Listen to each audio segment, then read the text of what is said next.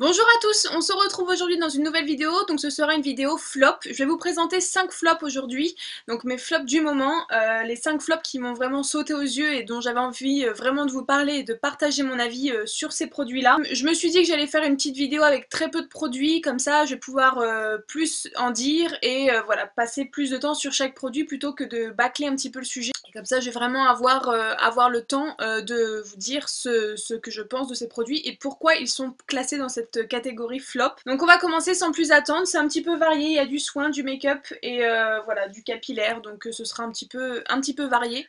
Alors le tout premier produit que je vais vous présenter, c'est un pinceau de maquillage et c'est ce pinceau là, donc c'est le numéro 83 de chez Sephora qui s'appelle le fond de teint ultra liquide. Donc ce pinceau là, quand j'ai vu son design à Sephora, bah j'ai craqué parce que voilà, je trouve que c'est une pièce vraiment très très belle, il est vraiment magnifique de visu comme ça, on se dit ouais il peut être vraiment pas mal.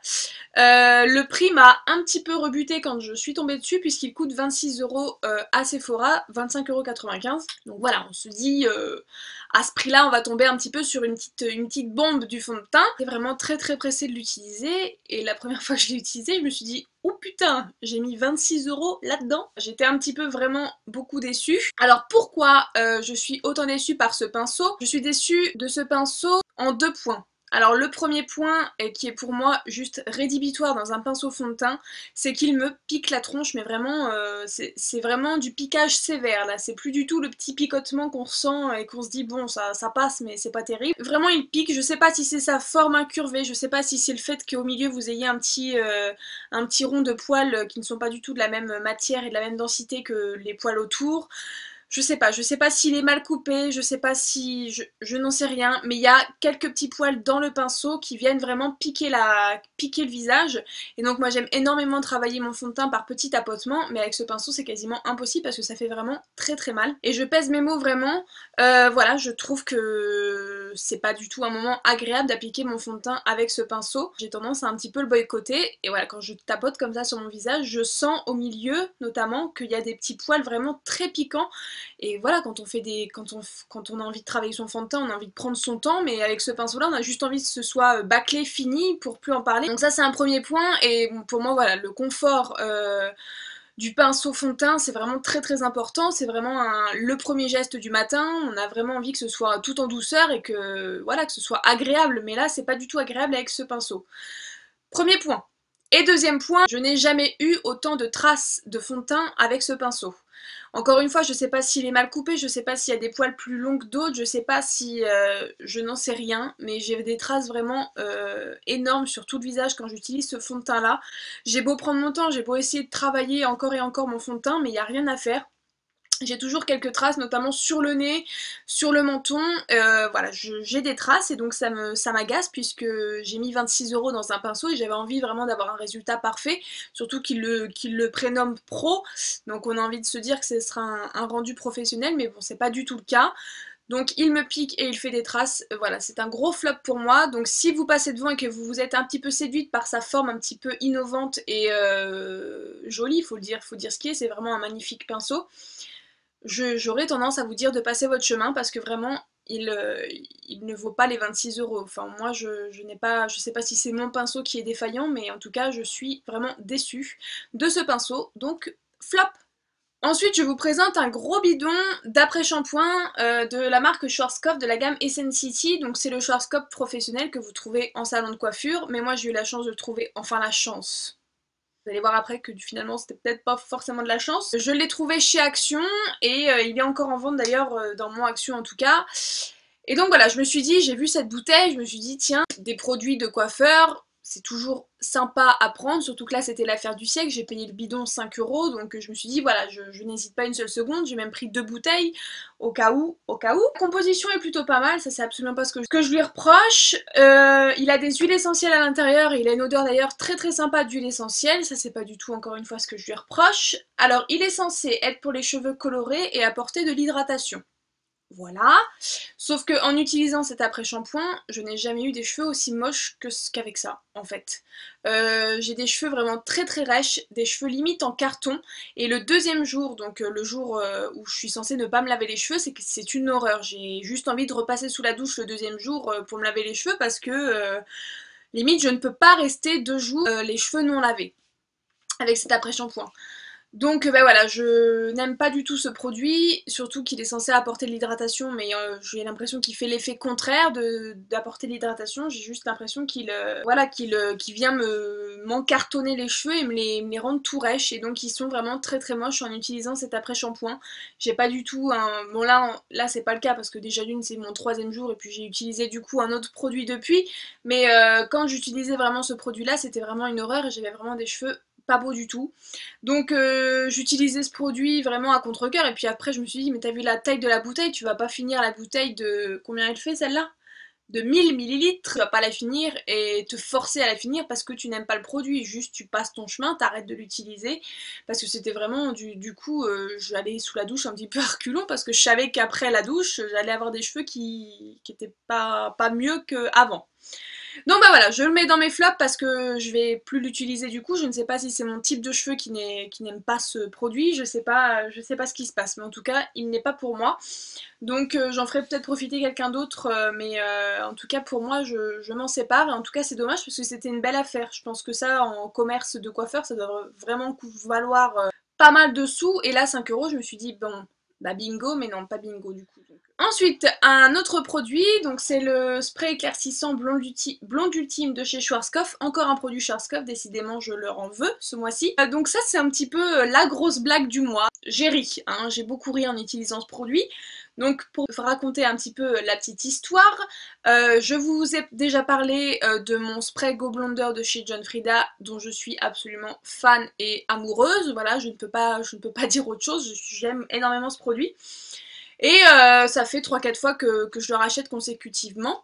Et donc je me suis dit tiens Marion, t'en as un petit peu marre peut-être d'utiliser 3-4 fois de suite le même produit, passe à autre chose, va voir si l'herbe est plus verte ailleurs. Et donc bah, je me suis dit je vais acheter celui-ci, donc j'ai lu un petit peu sur la boîte, il avait exactement les mêmes propriétés et censé faire le même effet que mon spray Go Blonder de chez John Frieda. Donc je me suis dit vas-y, achète donc ce petit produit. Et donc bah, il disait de l'utiliser exactement de la même façon. Après votre douche, vous en répartissez soit à votre racine, soit sur quelques mèches, soit sur toute l'intégralité de votre chevelure, pour faire un petit effet éclaircissant et un petit effet voilà patine, comme le promettait aussi mon spray Go Blonder. Donc bah voilà, je fais tout ce qui est dit sur la boîte, je fais exactement pareil, la marche à suivre habituelle. Et donc déjà d'une, il a une odeur assez particulière, assez forte, on se demande un petit peu ce qu'il y a dedans. Ouais, ça a pas une odeur très très sympa. Ils disent que c'est à l'essence de perle et à l'huile essentielle d'agrumes. Ça sent pas forcément l'agrume. Et que c'est développé avec Claudia Schiffer. Donc Claudia Schiffer, cette fois-ci, sur cette collaboration, t'aurais pu éviter. Hein, t'aurais pu, mais du coup, elle l'a fait quand même. Alors voilà, je sors de ma douche, je m'essore les cheveux, je fais mes soins habituels sur mes cheveux, hop, je fais ma raie habituelle et je spray ce produit sur toute ma raie, là où j'ai envie de, du coup, éclaircir mes racines. C'est ce que je faisais habituellement avec mon spray Go Blonder, il n'y avait aucun souci. Donc ensuite, une fois que c'est fait, je sèche mes cheveux.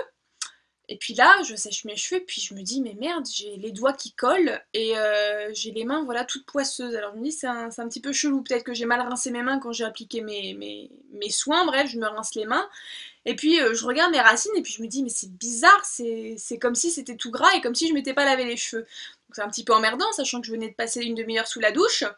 Et donc bah voilà, j'en ai fait rapidement la déduction après 3-4 douches, et puis après 3-4 changements de produits, voilà, un petit peu test, voir ce qui se passait.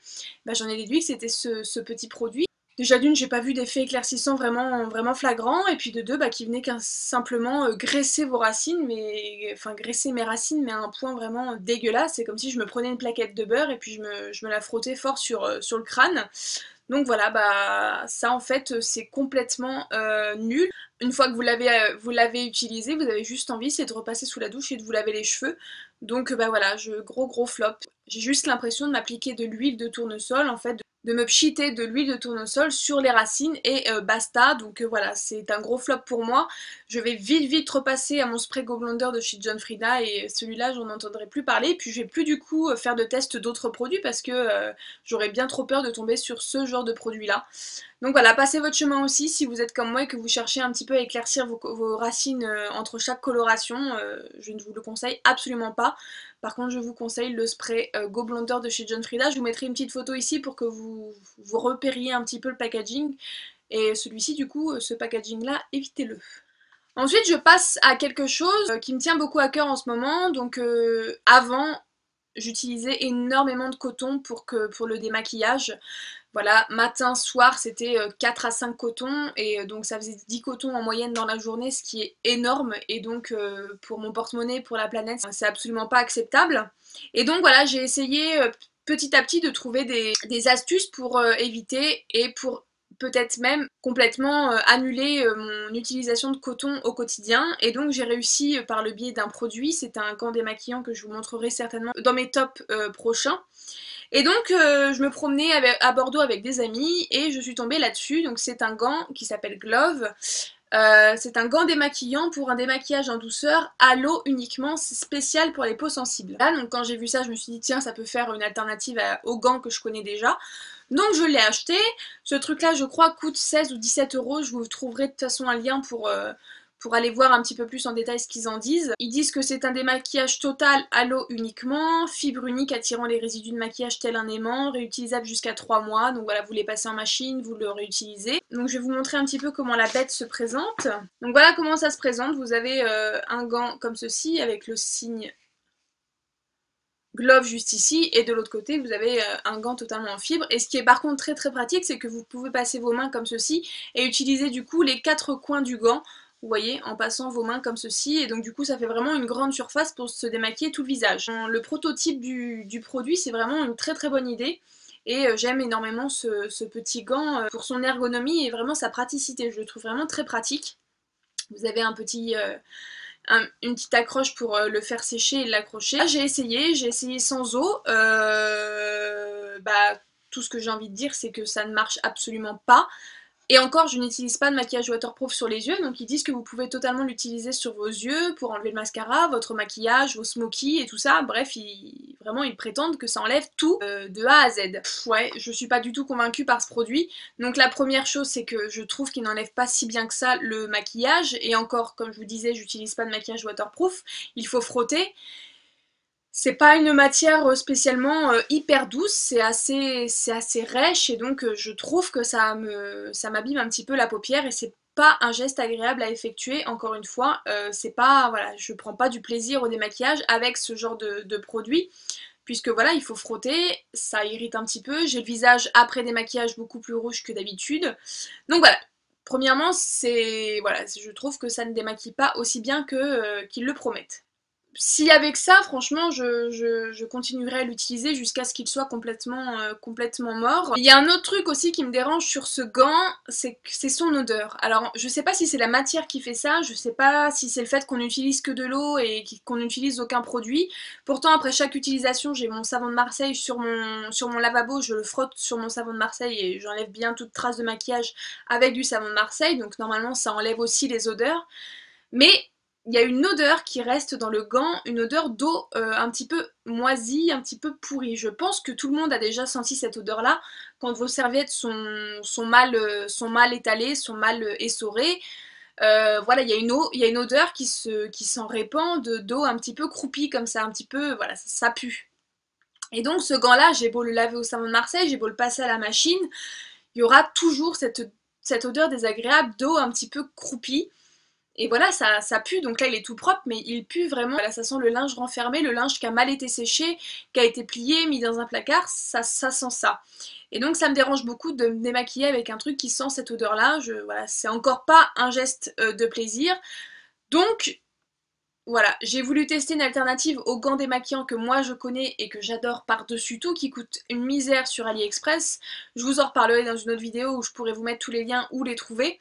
Mais ce truc-là qui coûte 18 euros, enfin 16 euros le gant, bah non, j'ai envie de dire non, puisque déjà d'une, ça m'irrite le visage. En plus, ils disent que c'est pour peau sensible, mais je vois pas une peau sensible utiliser ça, sachant que j'ai pas du tout la peau sensible, j'ai une peau normale à mixte. Je suis vraiment pas convaincue par ce produit, donc je sais pas ce que je vais en faire. Je pense que je vais tout simplement le garder dans un coin jusqu'à temps que qu'il me saoule et que je le mette à la poubelle. Si vous êtes tenté par un gant démaquillant, franchement attendez que je vous présente mes gants démaquillants que j'utilise tous les jours et que j'adore par-dessus tout, plutôt que d'acheter ça qui coûte vraiment très très cher pour vraiment pas grand chose. Pourtant il a reçu une pataquès de prix. Je suis un petit peu étonnée, mais si j'avais été dans les jurys, j'aurais peut-être fait baisser sa note à ce petit produit. Alors là, je viens de voir aussi sur le packaging qu'ils disent qu'il enlève le maquillage, les maquillages les plus tenaces, ainsi que les masques de soins. Donc ça, c'est peut-être une alternative que je vais lui trouver, c'est d'enlever mes masques de soins. Parce que voilà, je sais pas, je me démaquillerai plus du tout avec ça, ça c'est sûr et certain. Mais pour enlever un masque ou un gommage, pourquoi pas. Je pense que je vais trouver une nouvelle utilité, mais c'est pas ce pourquoi je l'avais acheté. Donc je suis vraiment très déçue de ce produit. Et enfin, dernier produit de la vidéo, et non des moindres, c'est un fond de teint. Donc c'est un fond de teint de la marque Couleur Caramel. Donc Couleur Caramel, c'est une marque bio que j'ai trouvée dans mon magasin bio, qui coûtait à la base, il me semble, 28 euros. Donc ce qui n'est absolument pas donné pour un fond de teint, c'est un fond de teint je trouve assez cher. Et je l'avais eu en solde à moins 50, donc j'avais payé 14 euros. Et à 14 euros je me suis dit tiens pourquoi pas tester, un fond de teint bio c'est toujours bon à prendre, surtout que j'utilise de plus en plus des produits naturels sur mon visage.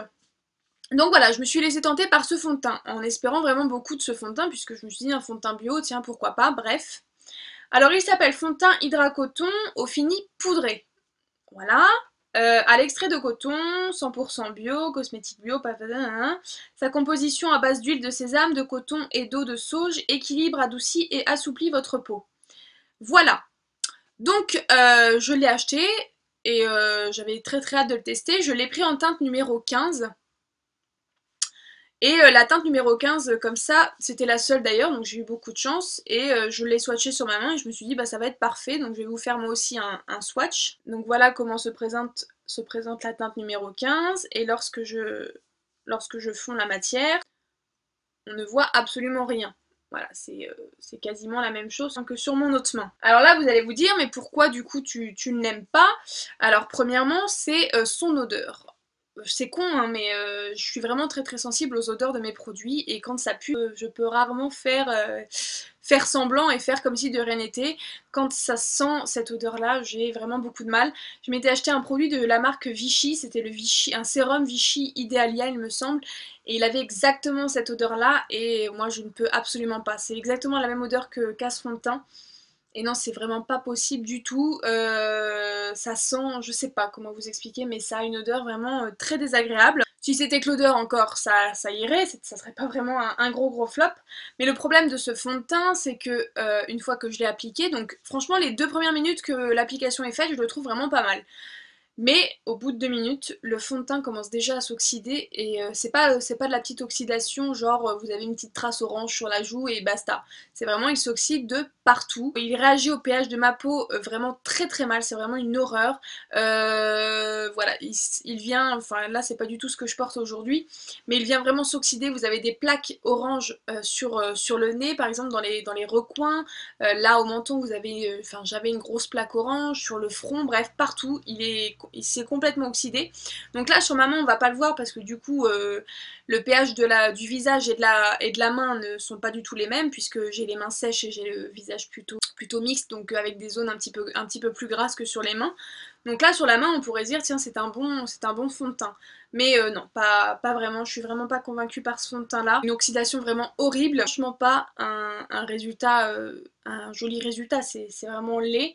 On voit vraiment que vous avez appliqué du fond de teint, bref, j'ai pas du tout aimé ce fond de teint là. Je lui ai laissé plusieurs chances, je l'ai pas utilisé une seule fois et que je vous en ai conclu ça et que je vous balance ça comme ça en une seule fois. Je l'ai testé au moins 4-5 fois, je suis sortie avec, voir comment il réagissait au fil de la journée et c'est encore pire, c'est vraiment pas du tout beau, c'est pas du tout joli. J'ai jamais eu de fond de teint qui me faisait ça, donc à chaque fois que les filles parlaient d'oxydation de fond de teint et voilà, qui réagissaient très mal au pH de leur peau, je savais pas trop de quoi elle parlait, je voyais à peu près mais je savais pas trop. Bah, avec ça j'ai bien compris ce que ça faisait et comment c'était horrible. Enfin voilà, je trouve que c'est juste ignoble. Ensuite, troisième point, il part d'un fini poudré. Alors fini poudré, bah, je le cherche encore puisque j'ai essayé de faire un petit peu abstraction de cette oxydation qui a attiré un petit peu toute mon attention. Et puis je me suis intéressée un petit peu au fini, et puis ouais, c'est franchement pas ce à quoi je m'attendais, donc fini poudré, pas franchement. Bref, c'est un flop général pour ce fond de teint là, l'odeur qui ne convient pas, l'oxydation horrible sur mon visage, et le fini qui n'est pas forcément poudré alors que c'est censé être un fini poudré. Voilà, ce qui en fait un beau flop, donc si vous êtes tenté par un fond de teint bio, bah je vous déconseille fortement celui-ci. Donc peut-être qu'il conviendrait à d'autres personnes avec un autre pH, peut-être une peau sèche ça pourrait convenir, mais en tout cas pas avec la mienne. Je suis franchement pas séduite par ce fond de teint, donc voilà, le fond de teint bio, je vais peut-être un petit peu m'en méfier maintenant. Donc bah voilà pour cette vidéo flop, je vous ai présenté du coup 5 flops du moment, les 5 flops qui ont vraiment retenu mon attention et sur lesquels je pouvais pas passer sans vous parler. Donc j'espère que ça vous aura peut-être donné un avis sur un produit que vous hésitiez à acheter et que du coup vous vous dites bah je vais peut-être repousser cet achat ou carrément annuler cet achat. C'est des produits qui peut-être ne me conviennent pas, moi ça se trouve vous êtes en train de les tester et vous les adorez, je ne fais pas de mon cas une généralité, c'est vraiment mon avis. Si vous vous retrouvez un petit peu dans mon type de peau, dans mon type de cheveux, si vous vous retrouvez un petit peu en moi, sachez que peut-être ces produits ne vous conviendront pas. Voilà, je veux vraiment pas dénigrer complètement les marques ou complètement les produits, ça se trouve ils marchent totalement bien sur d'autres personnes. Je tenais à faire cette petite aparté. Donc bah voilà, j'ai fini de blablater, j'espère que ça vous aura servi, j'espère que ça vous aura plu. En tout cas moi je vous fais de gros bisous et je vous dis à très bientôt dans une prochaine vidéo. Salut tout le monde.